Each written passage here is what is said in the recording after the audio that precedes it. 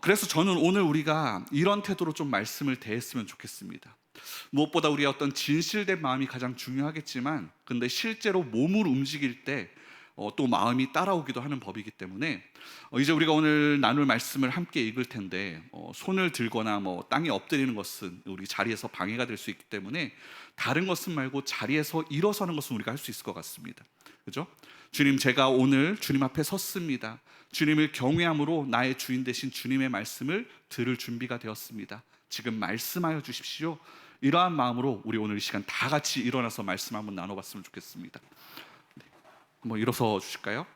그래서 오늘 함께 나눌 말씀이 야고보서 1장 19절부터 21절 말씀입니다. 그래서 일어나서 우리 한 절 한 절 꼭꼭 씹으면서 말씀을 받으시되, 한 가지 더 말씀드리자면 이 다 읽은 후에 다 같이 크게 아멘으로 응답하도록 하겠습니다. 야고보서 1장 19절부터 21절 말씀, 우리 다 같이 한 목소리로 크게 읽겠습니다. 시작. 내 사랑하는 형제들아, 너희가 알지니 사람마다 듣기는 속히 하고 말하기는 더디하며 성내기도 더디하라. 사람이 성내는 것이 하나님의 의를 이루지 못함이라. 그러므로 모든 더러운 것과 넘치는 악을 내버리고 너희 영혼을 능히 구원할 바 마음에 심어진 말씀을 온유함으로 받으라. 아멘. 아멘. 감사합니다. 네, 이제 자리에 앉으셔도 됩니다.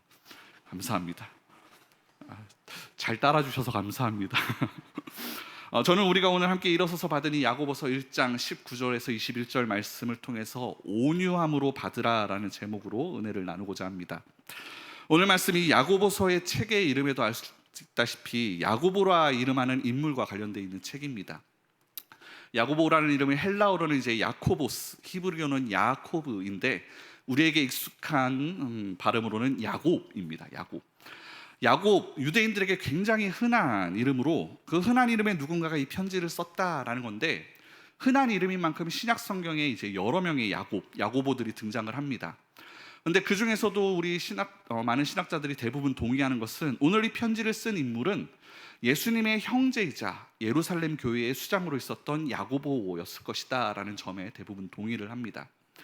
예수님의 형제 야고보는 공생의 기간에는 예수님을 믿지 못했는데 십자가의 죽음과 그분의 부활의 사건을 경험하고 나서는 성도가 됩니다. 그리고 예루살렘 교회의 일원이 되는데, 그의 정확한 연도는 모르지만 아마도 예상하기로는 헤롯 아그리파 1세가 교회를 박해할 때 사도 베드로가 그것을 피해서 다른 지역으로 이제 선교를 갔을 44년 후부터 예루살렘 교회의 수장이 되었을 것이다, 지도자가 되었을 것이다, 이렇게 보고 있습니다. 그리고 나서 62년 야고보가 순교하기까지 계속 예루살렘 교회를 섬겼는데, 그 야고보가 유대 그리스도인들을 대상으로 이 편지를 쓴 것이 야고보서입니다.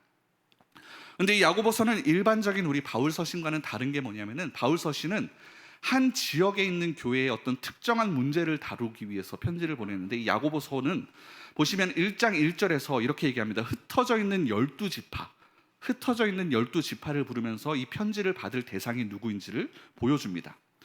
그러니까 다른 비유대인 그리스도인들도 많았겠지만 주된 수신자, 주로 이 편지를 읽어야 될 사람은 누구였냐면은 대부분 예루살렘 근처 팔레스타인 지역에 살고 있는 유대 그리스도인들, 그들을 향해서 편지를 썼다라는 겁니다. 그런데 당시 팔레스타인 지역 유대 그리스도인 공동체는 교회와 회당이 완전히 분리되지 않는 상태에서 랍비와 그리고 장로들이 지도자로 세워져 있는 그런 공동체의 모습이었습니다.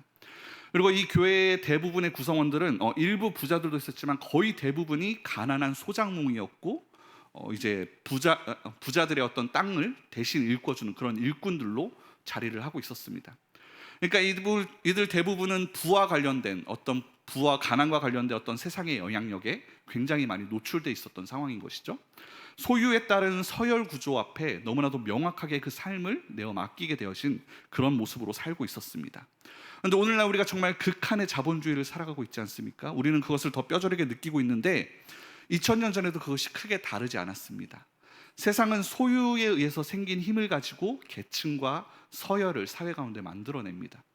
일반적으로 가진 자가 위에 있고 없는 자가 이제 그 아래에 있게 되는데, 야고보서는 이 편지를 받는 사람들 다수 가난한 자들로서 아래 계층에 속해 있는 자들. 그래서 많은 소유를 가지고 많은 힘을 가진 사람들에 의해서 그들 밑에서 어떤 착취를 당하고 불의를 당하면서 살고 있는 그런 사람들을 향해서 이 편지를 야고보가 보내게 되는 겁니다. 교회가 그런 사회의 모습을 볼 때 뭔가 잘못되었다라는 느낌은 받지만 그들이 연약한 계층이었기 때문에 그것을 뒤집을 수 있는 힘이 그들에게는 없었습니다. 그리고 더 문제는, 안타까운 것은 예수님을 믿었음에도, 그들에게 천국이 주어졌음에도 그 상황 자체가 나아지질 않는 겁니다. 뭔가 해결되질 않는 거예요. 우리가 가진 신앙의 문제도 마찬가지지 않습니까? 예수님을 믿어 하나님의 백성이 되었지만 여전히 우리는 이 땅에서 살고 있습니다. 그래서 세상의 영향력을 받을 수밖에 없다라는 점이 있는데, 변하지 않는 현실, 여전히 세상에 가득한 어떤 부조리와 불합리를 보면서 그들의 마음 가운데, 성도들의 마음 가운데 질문이 생겨나는 겁니다. 과연 하나님의 나라는 이곳에 있는 것인가? 믿는 자에게 온다는 복은, 과연 약속은 어떻게 되어진 것인가? 그리고 더 나아가서 선하신 하나님이 계신데 저 악인들은 저렇게 득세하고 우리 믿음의 백성들, 의인들은 이렇게 고난당하는 이 불합리는 어떻게 설명해야 될 것인가? 그런 질문들이 이들 가운데 계속해서 있었다라는 것이죠. 그래서 이런 질문들, 그런 상황 속에서 벌어지는 어떤 시험에 대한 이야기가 이 야고보서 편지의 첫 번째 주제로 등장을 하게 됩니다. 그래서 1장 2절을 보면 내 형제들아 너희가 여러 가지 시험을 당하거든 온전히 기쁘게 여기라 라는 말로부터 시작해가지고 시험을 당하는 이들에 대한 권면이 이 야고보서에 쭉 등장을 합니다. 특히 1장 9절부터는 앞서 말했던 부와 가난에 관련된 그런 것들을 언급을 하면서 재물이 원인이 돼서 오는 시험들 앞에 어떻게 반응해야 될지, 그것을 어떻게 참고 견뎌야 될지, 어떻게 유혹에서 이겨야 될 것인지에 대해서 쭉 이제 권면을 하는 장면이 나옵니다. 그렇게 시험에 대한 첫 번째 주제의 내용이 우리 본문의 바로 앞인 18절까지 나오게 되고, 자, 그럼 눈치를 채셨겠죠. 18절까지가 첫 번째 주제면은 19절부터는 두 번째 주제인 겁니다. 사실 이 첫 번째 주제가 교회 밖 사회의 문제입니다. 우리 그리스도인들이 이중국적자이기 때문에 구원받았다고 해서 당장 들림받아 천국에 올라가는 것이 아니고, 이 땅에서 하늘에 속했지만 여전히 이 세상을 살아가기 때문에 그 세상의 영향을 주고받으며 살아갈 수밖에 없습니다. 그리고 이게 우리가 세상에서 소금과 빛이어야 될 이유이기도 한데, 아무튼 그렇게 사회 외부에서, 사회로부터, 소유로 인해서 생긴 어떤 힘이 그 교회 밖에서부터 교회 안에 있는 성도들을 향해서 위해를 가하기 시작했다라는 겁니다. 교회 외적에서 세상에 가진 자의 압력이, 그 모습이 그 자체로 시험과 유혹이 되어져서 교회의 내적 문제를 일으키는 어떤 일들이 일어났다라는 거예요. 그래서 교회나 신자가 세상에 물들어가면서 스스로 문제를 만들어내기 시작하고, 교회가 점점 세상을 추구하는 어리석은 모습으로 타락해 가기 시작했다라는 겁니다. 즉 교회에서 소유에 의한 어떤 차별과 비교와 경쟁들, 그런 것들로 인한 어떤 다툼들이 생겨나기 시작했다라는 겁니다. 세상이 제시하는 어떤 힘의 서열 구조가, 그것을 교회 사람들이 그것을 바라보면서 동경하고 그 똑같은 모습을 따라하면서 형제들을 그와 같이 대하기 시작했다라는 거예요. 그러면서 교회 안에서 세상과 똑같은 부조리와 불합리가 나타나기 시작을 했는데, 세상을 변화시키라고 구별하여서 부름받은 자들이 도리어 세상의 영향을 받아서 다시 세상으로 돌아가는, 그렇게 맛을 잃은 소금이 되어가는 일들이 교회 가운데 나타났다라는 겁니다. 그래서 야고보는 이 예수님의 몸된 교회가 맛을 잃은 소금이 되지 않도록 다시 그 불을 등경 위에 올려놓기 위해서 권면하기 시작을 합니다. 그러면서 그 첫 번째 권면하는 내용이 19절 20절 말씀인데, 다시 한번 우리 읽어보겠습니다. 19절 20절 시작. 내가 사랑하는 형제들아 너희가 알지니 사람마다 듣기는 속히 하고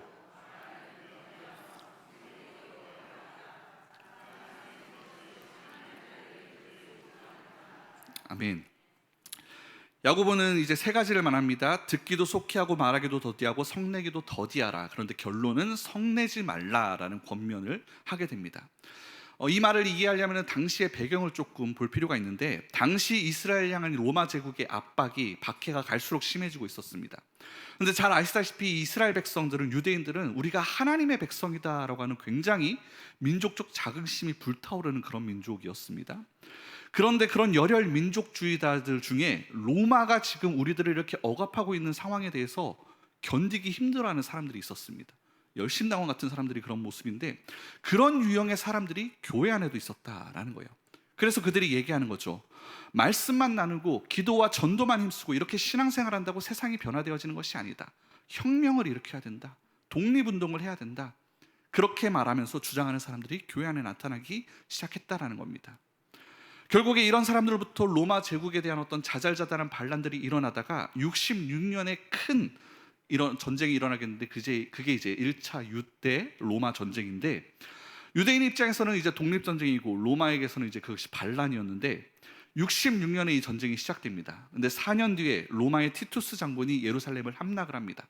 그리고 4년 뒤에 74년에 이제 마사다에서 최후의 항전을 하던 사람들이 이제 다 스스로 자결을 하면서 이 반란이 끝을 나게 되는데, 그 후로부터 2000년 동안 이스라엘이 나라를 잃은 채로 떠돌아다니면서 살게 되게 됩니다. 이렇게 해야 세상을 변화시킬 수 있다, 뒤집을 수 있다 외쳤던 사람들이 8년 만에 뒤집기는커녕 나라를 잃어버리고 끝장이 나고 그러한 모습이 됐다라는 거죠. 근데 반면에 그런 사람들이, 그 이쪽에 있었던 사람들이 너무나도 연약하게 여기고 아무것도 안 하는 것처럼 여겼던, 복음만 외치던 사람들, 핍박과 박해 앞에서도 사랑하고 섬기고 복음으로 살아냈던 사람들이 마치 겨자씨 하나의 큰 덤불나무를 이루는 것처럼 결국에는 온 세상을 그리스도의 복음을 전하는, 로마 제국을 뒤집어내는 역사가 그들 가운데, 교회 가운데 일어났다라는 겁니다. 그래서 아무튼 야고보의 권면이 옳았다라는 거예요. 사람이 화내는 것으로는 하나님의 의를 이룰 수 없다라는 겁니다. 도리어 분을 내는 것, 화내는 것은 마귀에게 협력하는 것이다 라고 성경이 말씀하는데, 에베소서 4장에 말씀하죠. 분을 내어도 죄를 짓지 말며 해가 지도록 분을 품지 말고 마귀에게 틈을 주지 말라. 오늘날 우리 사회에서도 굉장히 큰 문제가 이제 분노를 다스리는 거이지 않습니까? 홧김에 막 욕하고 때리고 들이받고 죽이기까지 하고 홧김에 막 온갖 짓을 다 하는데, 이게 우리 사회에서 일어나는 일인데, 그런데 성경의 가르침은 이렇게 화로 인한 그 일들은 하나님의 의를 이룸에 아무런 도움이 안 된다, 안 될 뿐더러 도리어 마귀에게 틈을 주는 일이다 라고 가르칩니다. 틈을 준다는 것은 마귀의 일이 이루어지도록 어떤 면에서 협력하고 있다라는 의미입니다. 하나님의 백성이라는 그리스도인들이 하나님 나라, 하나님의 뜻을 이루기에 쓰임받기는커녕 마귀의 일에 도움이 된다는 것은 있어서는 안 될 일인 것이죠.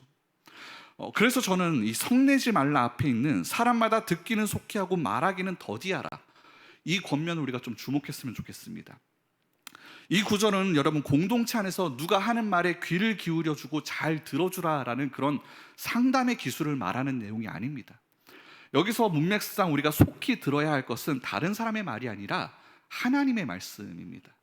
야고보는 사랑하는 형제들에게 자기 생각이나 주변의 말보다 하나님의 말씀을 듣는 일에 우선시하라 라고 권면을 합니다.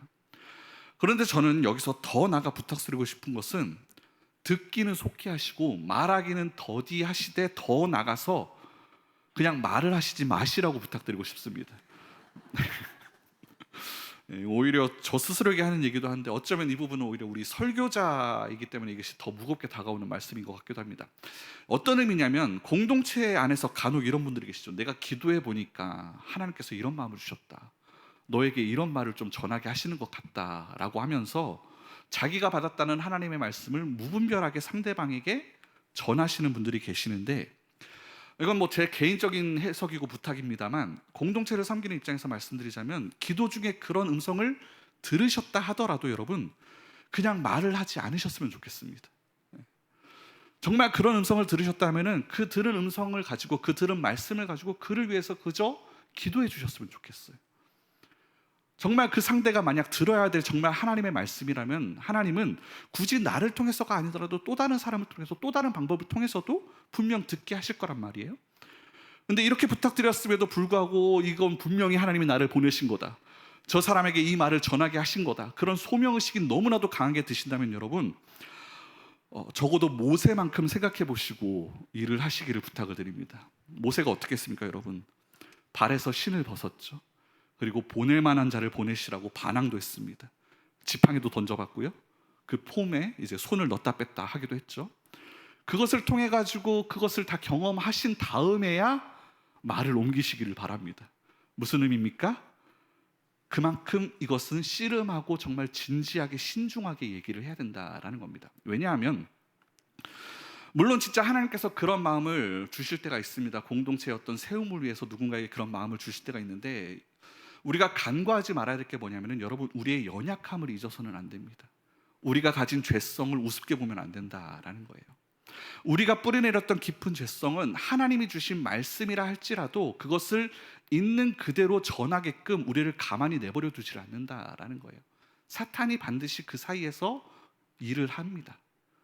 말의 첫 마디는 참된 하나님의 말씀일지 모르나 그 뒤에 붙는 말들은 높은 확률로 나의 판단과 해석의 영역이 될 수 있다라는 거예요. 그리고 거기서 틈을 줄 수 있다는 것이죠. 또 다른 관점에서 또 하나의 문제는, 오늘 말씀해 보면요, 여러분, 사람마다 듣기는 속히 하고 말하기는 더디하라 해놓고 그 다음에 뭐라고 얘기하면 성내기도 더디하라 라고 연결됩니다. 듣는 것과 말하는 거랑 무슨 관계가 있다고 성내기도 더디하라 하는 것인가? 이거는 뭐냐면요, 듣는 자 입장에서 이것이 화를 내기 쉬운 유혹이 되기 쉽다라는 거예요. 화낼 만한 유혹이 된다라는 것이죠.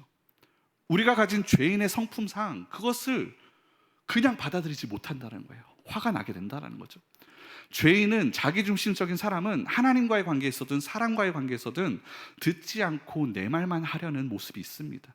자기 뜻대로 빠르게 속단하기도 하고 자기 뜻대로 되지 않는 일에 대해서 화를 내기도 합니다. 그러면서 내가 하나님보다 더 똑똑하다, 그런 사람인 것처럼 행세하면서 결국 자신의 오만함을 드러내게 되어져 있습니다. 우리가 예수 그리스도의 은혜로, 그 십자가의 은혜로 구원받았지만 피조물로서 우리가 가진 연약함 때문에 여전히 우리는 그런 선과 악의 잣대에 대한 시험에 빠지기 쉽다라는 거예요. 그래서 말하는 자도 하나님의 말이다 하는 것처럼 교묘하게 거기에 나의 선과 판단을 섞어내고, 듣는 자도 나를 방어하면서 나의 선을 내세우기 쉽다라는 겁니다. 그리고 그것이 심화가 되면 결국 화가 생겨나고 결국에는 하나님의 의를 이뤄내지 못하는 모습들로 나타나게 된다라는 것이죠. 그래서 가급적이면 아예 말을 하시지 마시라고 부탁을 드리는 겁니다. 그러면은 질문이 생기죠. 목사님, 그러면 우리 공동체 안에서 성도들은 교제는 다 접어둬야 되고 그냥 혼자 다들 골방에 들어가 앉아야 되고 서로에게 어떤 권면도 하지 않고 그냥 입 꾹 닫고 끙끙 앓으면서 참으면서 지내라는 겁니까? 그러면 우리는 어떻게 변화되고 언제 성장합니까? 질문할 수 있을 텐데, 그래서 야고보는 두 번째로 권면하면서 기준을 제시해 줍니다. 어떤 얘기냐면은 말씀에 순종하라 명령합니다. 21절에 보시면요, 그러므로라고 시작을 해요. 이 얘기는 이제 앞부분에 이어지는 내용이라는 것을 보여줍니다. 사람마다 성내는 것이 하나님의 의를 이루지 못한다. 그러므로, 그러니까 무슨 얘기입니까? 이 다음의 말은 성내는 것 말고 하나님의 의를 이루려면 어떻게 해야 될지를 알려주는 내용이겠죠. 어떻게 하랍니까? 그러므로 모든 더러운 것과 넘치는 악을 내버리고 너희 영혼을 능히 구원할 바 마음에 심어진 말씀을 온유함으로 받으라. 자, 하나님의 말씀을 듣습니다. 그런데 앞서 말했듯이 이 말씀이 온전히 하나님의 뜻대로 들리고 그것이 전달되려면은, 즉 하나님의 의가 이루어지려면은 먼저 내 마음속에 있는 더럽고 추악한 나의 동기가, 목적이 내다 버려져야 된다라는 겁니다. 계속해서 세속적인 영향에 대해서 점검을 해야 된다라는 것이죠. 그러고 나서 말씀을 봤는데 이 말씀이 어떤 말씀인지 두 가지 이제 설명이 붙어 있습니다. 첫 번째는 뭐냐? 이 말씀은 너희 영혼을, 우리 영혼을 능히 구원할 말씀이라는 겁니다. 1장의 전체적 문맥상 이 구원이 예수님을 처음 믿는 그 거듭남의 구원 말고 장차 완성될 구원을 의미합니다. 그래서 두 번째로 이렇게 표현이 됐죠. 이 말씀이 마음에 심어진 말씀이다 라고 얘기를 해요. 심겨질 말씀이 아니고 이미 심어진 말씀, 즉 이미 저와 여러분 가운데 마음 안에 있다라는 겁니다. 예수를 주로 고백한 우리를 구원하셨고 또 구원의 완성으로 이끌어 가실 이미 우리 안에 심어진 말씀을 오늘 어떻게 받으라고요? 온유함이라는 태도로 받으라는 겁니다. 여러분, 여기 온유함에 밑줄 두껍게 치시고 별표 크게 해두시기 바랍니다. 오늘의 핵심입니다. 여러분, 저는 오늘 설교에서 결론적으로 이 온유함을 이야기하고 우리 공동체가 이 온유함으로 나아가게끔 도전하려고 합니다. 여러분, 온유에 대해서 제가 예전에도 몇 번 말씀드린 적이 있습니다. 온유함, 저에게 스스로가 온유하지 못해가지고 계속 이 말씀이 제 마음 가운데 부딪히는 걸 수도 있겠는데, 이 온유라는 것은 그냥 성격이 유한 것을 얘기하는 게 아닙니다. 온순한 것과 다릅니다. 화내지 않고 부드럽고 사귀기 쉽고 유들유들 그저 사람 좋은, 성격 좋은 그런 걸 두고 온유라고 말하는 것이 아닙니다. 뭐 여러 가지 표현 방법이 있겠지만 제가 생각할 때 온유를 가장 잘 설명해 줄 수 있을 것 같은 이야기는 1만 달란트 빚진 종의 이야기입니다. 뭐 이것을 들으실 때 공감이 되실지는 모르겠는데 저에게는 이 비유가 이렇게 다가왔습니다. 이야기를 해보자면은 예수님이 이제 하신 이야기 다들 아시죠? 1만 달란트 빚진 종의 이야기, 100데나리온 빚진 자에게 막 화내면서 다시 끌려 들어갔다는 그 얘기 아시는데, 오늘날 우리에게 더 와닿기 쉽게 이제 액수만 좀 조정해서 다시 이야기를 좀 해보겠습니다. 한 사람이 주인에게 빚을 졌는데 그 금액이 1조 원 정도 됐다라고 합니다. 왜 하필 1조냐?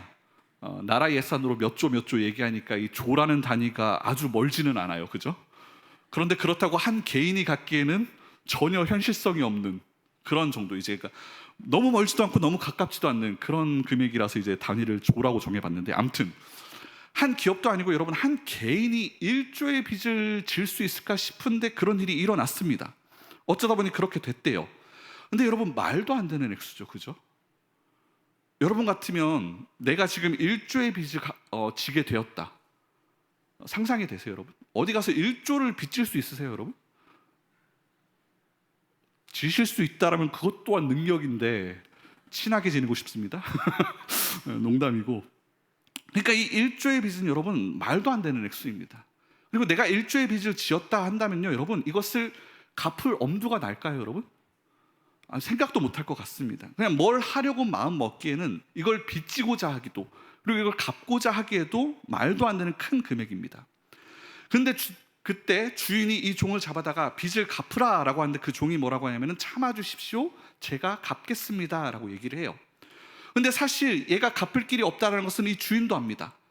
종 본인도 알아요. 갚을 길은 없으나 일단 갚겠습니다 라고 얘기합니다. 종 스스로도 갚을 엄두조차 못 내고 다른 누군가가 도와줄 수도 없는 그럴 만큼의 금액이라는 거예요. 그러니까 이 종으로서 사실상 할 수 있는 것은 주인 앞에 울면서 비는 것밖에 없습니다. 참아주십시오, 참아주십시오, 제가 갚겠습니다. 이후의 이야기가 더 있는데 지금 우리 얘기는 이제 종이 빌고 있는 이 시점에서 잠깐 멈춰 보겠습니다. 딱 이 시점에서 주인을 향해 종이 가져야 될 태도가 온유와 비슷하다라고 저는 생각이 됩니다.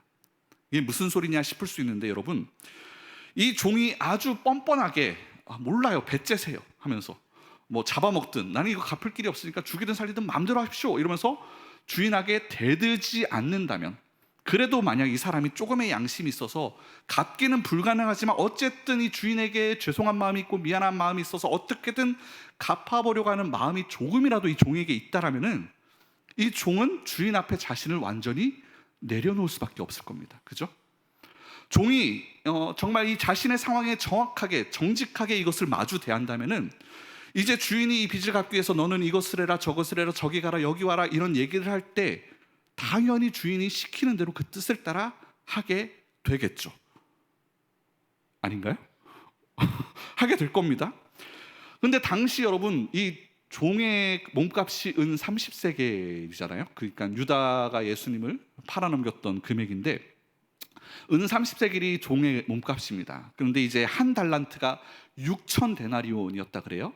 근데 이 데나리온이 한 데나리온이 노동자의 하루 품삯이고 한 세겔이 그러니까 노동자의 4일치 품삯입니다.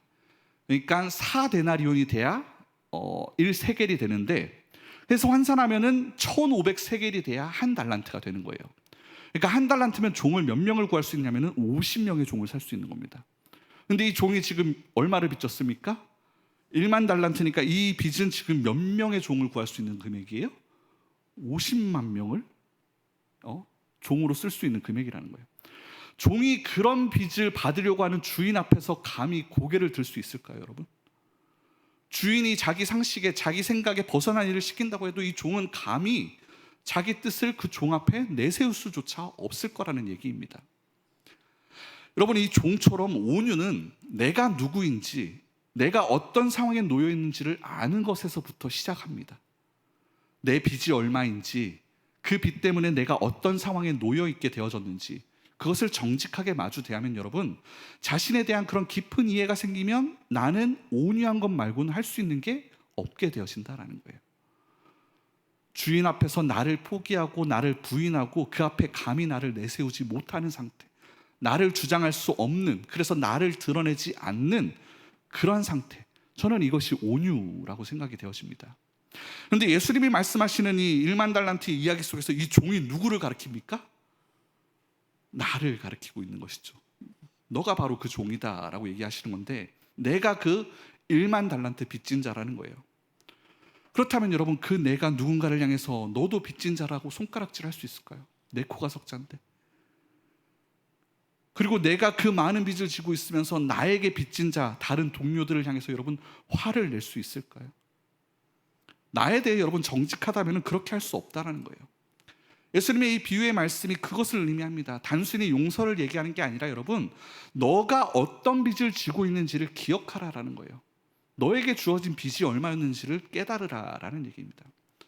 그런데 놀랍게도 이 이야기 속에서 주인이 그 종을 어떻게 합니까?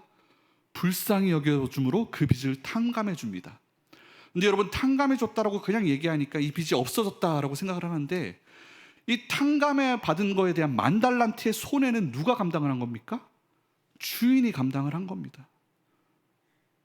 그렇게 불쌍한 마음을 가지고 그 주인이 그냥 그것을, 그 손해를 내가 감수하겠다라고 얘기해 준 것이죠. 여러분, 이때 할 수 있는 표현이 은혜 받았다인 겁니다. 예배 가운데 은혜 받았다라는 말은 여러분 다른 게 아니라 오늘 설교가 내 귀에 듣기 좋았다, 듣고 마음에 감동이 있었다, 예배의 분위기가 좋았다, 그럴 때 은혜 받았다라고 얘기하는 게 아니라, 이 어마어마한 손해를 나에게 돌리신 게 아니라 자기 스스로 감당하신 것, 주인이 감당하신 것, 그저 불쌍히 여겨서 다 없는 것으로 여겨주시고 나를 놓아주신 것, 이것 말고는 여러분 우리가 다른 것에 은혜라고 이름을 할 수가 없다라는 겁니다. 예배 시작하면서 서로 이제 은혜 받자라고 이제 인사를 나누지 않았습니까? 네. 그 인사말에 제가 의도한 것은 다른 게 아닙니다.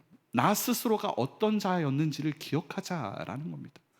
내가 어떠한 빚을 지고 있었는지를 여러분 기억하자라는 거예요. 탕감 받았지만 여러분, 주인이 감당해야 될 손해 앞에서 여러분 책임감을 느껴야 되지 않겠습니까? 그죠? 탕감 받았으니 그거에 합당한 삶을 살아야 되는 거 아니겠습니까? 주인이 감당해야 될 손해 앞에서 여러분 책임감을 느끼고 살아야죠. 탕감 받았으니까 그 빚 때문에 주인은 여러분 하나뿐인 독생자를 잃었습니다. 그만큼의 손해를 주인이 봤어요. 그러면 여러분 우리 가운데 양심이 있다라면은 여전히 빚진 자의 마음을 가지고 그 주인 앞에 서야 되지 않겠습니까? 탕감 받았으나 이후에도 당연히 주인 앞에 온유함으로 나를 내려놓음으로 여러분 반응해야 되지 않겠습니까? 탕감 받은 이후로는 여러분 사실상 다 은혜잖아요. 지금 누리는 시간, 물질, 관계, 환경, 숨, 생명 다 내 것이라고 주장할 수 있는 것이 여러분 우리 가운데 하나도 없습니다. 다 은혜로 받고 있는 것들입니다. 그래서 우리가 찬양하지 않습니까? 모든 것이 은혜다라고 노래하지 않습니까? 그런데 우리에게 많은 찬양들이, 많은 노래들이 그저 가사로 박제처럼 되어져 버린 것 같은데, 그 은혜 앞에서도 우리는 지금 하나님 앞에 뭘 당연한 듯이 구하고 있습니다. 하나님이 당연히 나에게 줘야 된다는 듯이 구하고 있다는 거예요. 뭘 더 바라고 있냐라는 걸 질문하고 싶습니다. 하나님이 아무리 좋으신 아버지라 해도 여러분, 이런 내가, 그 빚을 탕감받은 내가 그분 앞에 고개 빳빳이 들고 당연하다는 자세로 구하는 게 여러분 가당키냐 하냐라는 거예요. 집 나간 둘째 아들이 여러분 나를 종으로 여겨달라고 돌아왔습니다.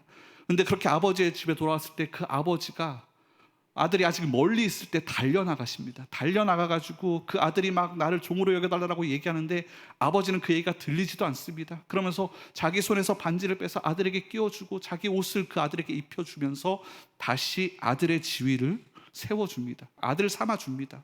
근데 여러분, 그렇다고 해서 이 둘째가 집에 들어가자마자 당연하다는 시피 자녀 행세를 한다라면, 심지어 집 나갈 때처럼 다시 나에게 내 몫을 달라라고 얘기한다라면 여러분 얼마나 그 둘째가 어처구니요, 얼마나 어이없는 모습이겠습니까? 근데 그 모습을 내 신앙이 언제부터 그러고 있더라는 거예요. 주시는 것을 당연하게, 마땅하게, 당연히 누려야 하는 것처럼 여기면서 감사하기는커녕 오히려 더 주지 않는다고 원망하고 불평하고 참아달라던, 종으로라도 여겨달라던 그 처음에 낮아진 마음은 온데간데 없고 오히려 나한테 갚을 빚을 왜 안 갚느냐면서 분내고 성내고 형제들 뿐에게만 아니라 하나님께도 화를 내면서 그 하나님조차 가둬버리는 그런 파렴치한 모습으로 내가 살아가고 있더라는 거예요. 좋으신 하나님, 성경에 말씀합니다. 아바 아버지시죠. 사랑의 하나님이십니다. 그것이 사실입니다. 그런데 그렇다고 해서 여러분, 하나님 앞에 우리의 자세가 그게 당연한 것이 되어져서는 안 된다라는 겁니다. 철저히 주님 앞에 온유한 자세로 나아가야 된다라는 것이죠. 나는 죽었습니다. 나는 당신 앞에 내세울 것이 아무것도 없습니다. 그저 당신 앞에 은혜를 구합니다. 엎드려집니다. 참아주십시오. 종으로라도 나를 다시 한번 받아주십시오. 이런 경외함이 바탕이 된 온유함의 자세 위에 좋으신 하나님, 사랑의 하나님, 아바 아버지가 계시는 겁니다.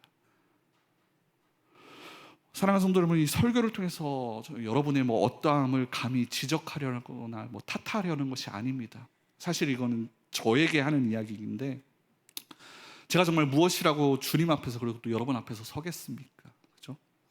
고백 못할 죄가 제 안에 가득한데 내 꼴이 이런데 어찌 감히 이 앞에서 입을 열 수 있겠습니까?